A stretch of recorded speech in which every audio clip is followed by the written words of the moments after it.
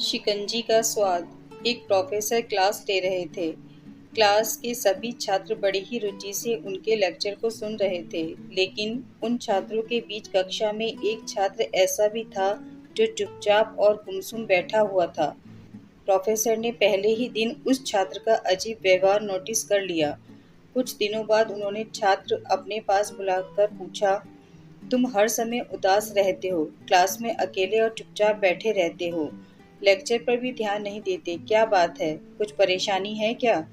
छात्र ने कुछ हिचकिचाते हुए कहा, सर मेरे अतीत में कुछ ऐसा हुआ है जिसकी वजह से मैं परेशान रहता हूँ, समझ नहीं आता क्या करूँ। प्रोफेसर भले व्यक्ति थे।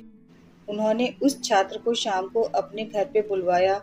शाम को जब छात्र प्रोफेसर के घर गया तो प्रोफेसर ने उसे शिकंजी दी। छात्र ने ग्लास हाथ में लेकर जैसे ही एक घूंट लिया, उसका मुंह बन गया। प्रोफेसर ने पूछा, क्या हुआ?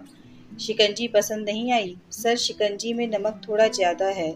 छात्र बोला, अरे अब तो ये बेकार हो गया, लाओ गिलास मुझे दो, मैं इसे फेंक देता हूँ। प्रोफेसर ने छात्र से गिलास लेने के लिए अपना हाथ बढ़ाया, लेकिन छात्र ने मना करते हुए कहा, नहीं सर, बस नमक ही तो ज्यादा है, थोड़ी चीनी और मिलाएंगे तो स्वाद ठीक हो जाएगा। यह बात सुन प्रोफेसर गंभीर हो गए और बोले, सही कहा तुमने, अब इसे समझ भी जाओ, ये शिकंजी तुम्हारी जिंदगी है।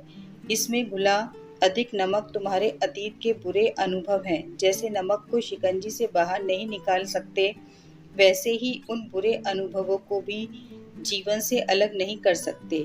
वे बुरे अनुभव भी जीवन का हिस्सा ही हैं।